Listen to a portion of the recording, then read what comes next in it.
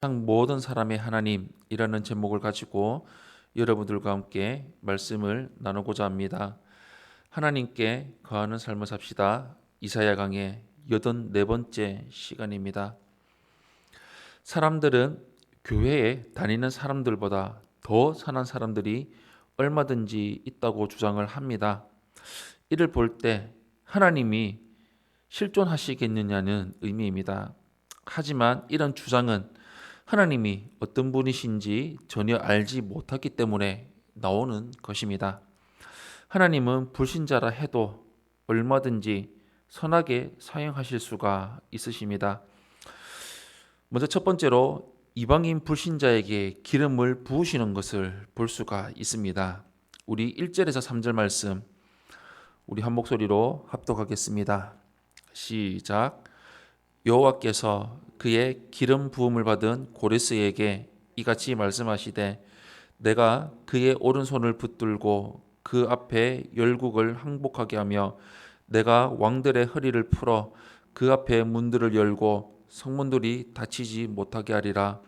내가 너보다 앞서가서 험한 곳을 평탄하게 하며 논문을 쳐서 부수며 쇠빗장을 꺾고 내게 흑암 중에 보화와 은밀한 곳에 숨은 재물을 주어 내 이름을 부르는 자가 나 여호와 이스라엘의 하나님인 줄을 내가 알게 하리라. 아멘. 유대인들의 입장에서 받아들이기 힘든 예언이 이어집니다. 하나님은 이방인 통치자 고레스를 마치 다윗의 후손인 것처럼 표현하셨습니다. 뿐만 아니라 고레스를 기름 부음 받은 자, 즉 메시아로 선포하셨고 다윗에게 승리를 주셨던 것처럼 그에게 승리를 주시며 이스라엘을 인도하셨던 것처럼 그보다 앞서 가시겠다고 하십니다. 마치 젖과 꿀이 흐르는 땅을 주어 이스라엘이 여호와 하나님을 알게 하신 것처럼 보화와 죄물을 주어 고레스가 하나님을 알게 하겠다고 말씀을 하십니다.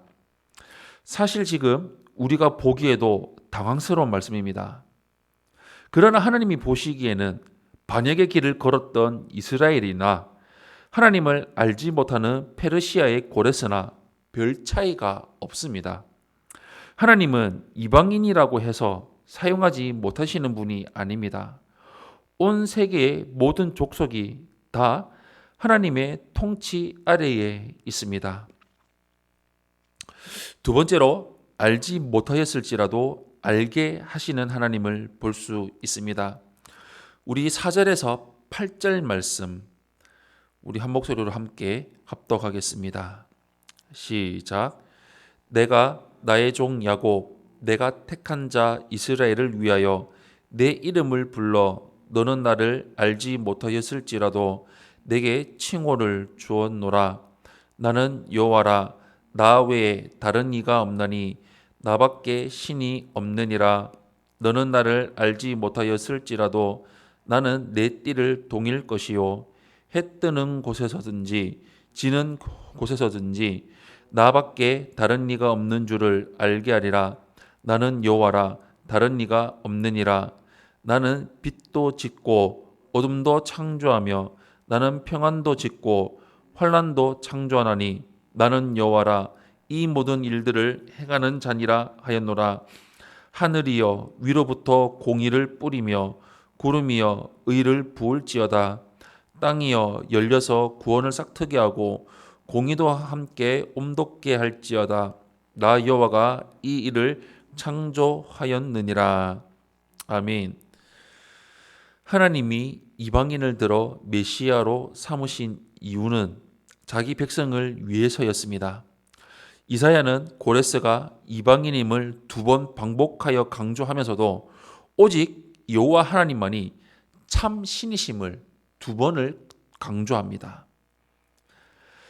왕의 칭호를 주신 분도 여호와 하나님이시요 고레스에게 따로 동여서 인도하시는 분도 여호와 하나님이시며 온 세상의 모든 것을 창조하시고 섭리하시는 분 또한 하나님이십니다. 고레스가 하나님을 알았든지 몰랐든지 오직 하나님이 세상을 통치하시기에 이 모든 것이 가능했습니다. 하나님은 교회 안에서 교회에 속한 사람들만 사용하시는 분이 아닙니다. 지금 우리가 살아가고 있는 이 세상 국가에서 일어나는 모든 일이 하나님의 섭리 안에 있습니다. 그러므로 우리는 우리에게 일어나는 모든 일을 하나님께 아뢰고 그분께 의탁하면서 그 섭리에 순종하면서 살아가야 합니다. 마지막 세 번째로 하나님의 권세 아래에 굴복하면서 살아가야 합니다. 9절에서 13절 말씀 우리 한 목소리로 함께 합독하겠습니다. 시작. 질그릇 조각 중 한 조각 같은 자가 자기를 지으신 이와 더불어 다툴진대 화 있을진저 진흙이 토기장이에게 너는 무엇을 만드느냐 또는 내가 만든 것이 그는 손이 없다 말할 수 있겠느냐. 아버지에게는 무엇을 낳았소 하고 묻고 어머니에게는 무엇을 낳으려고 해산의 수고를 하였소 하고 묻는 자는 화 있을진저 이스라엘의 거룩하시니 곧 이스라엘을 지으신 여호와께서 이같이 이르시되 너희가 장래일을 내게 물으며 또 내 아들들과 내 손으로 한 일에 관하여 내게 명령하려느냐. 내가 땅을 만들고 그 위에 사람을 창조하였으며 내가 내 손으로 하늘을 펴고 하늘의 모든 군대에게 명령하였노라. 내가 공의로 그를 일으킨지라 그의 모든 길을 곧게 하리니 그가 나의 성읍을 건축할 것이며 사로잡힌 내 백성을 값이나 갚음이 없이 놓으리라. 만군의 여호와의 말이니라 하셨느니라. 아멘.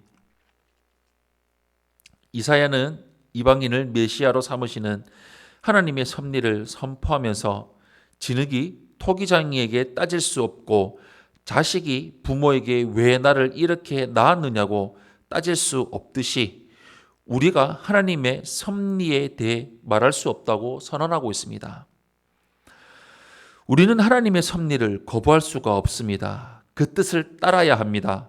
그토록 강성했던 바벨론이 고레스에 의해 멸망당한 것 역시 하나님의 주권적인 섭리에 의한 것이었습니다. 그 섭리에 의해서 포로였던 유다가 아무런 대가 없이 자유를 얻을 수 있었습니다. 그러므로 불신자가 세상에서 큰 일을 하는 것을 이상하게 여길 필요는 없습니다. 하나님은 교회에 속했든 아니든 그 뜻을 따라서 사람들을 사용하시기 때문입니다. 결국 모든 것은 하나님의 섭리 안에 있습니다. 오직 우리는 하나님의 섭리 앞에서 순종할 뿐입니다. 사랑하는 성도 여러분, 우리의 작은 지혜로 하나님의 섭리를 이해하려는 시도 자체가 어리석을진데 우리가 어떻게 하나님께 따질 수가 있겠습니까? 가끔 하나님은 이해할 수 없는 일을 행하시지만 그 모든 것은 하나님의 큰 그림 안에 있음을 믿어야 합니다. 교회가 세상보다 못해 보이고 불신자들이 성도들보다 더 형통해 보여도 그 뒤에 계시는 하나님이 그 모든 것을 사용하셔서 우리에게 복 주심을 깨닫고 기뻐할 수 있는 삶을 살아가기를 바랍니다. 우리 평생 말씀 가운데 거하며 교회 가운데 깊이 뿌리 박으며 그 가운데 교훈받으며 온전히 세움받으며 말씀만이 우리의 참된 길이요 빛이요 우리를 인도하신다는 것을 기억하며 살아가는 우리 성도님들이 되시기를 예수님 이름으로 축원합니다. 아멘.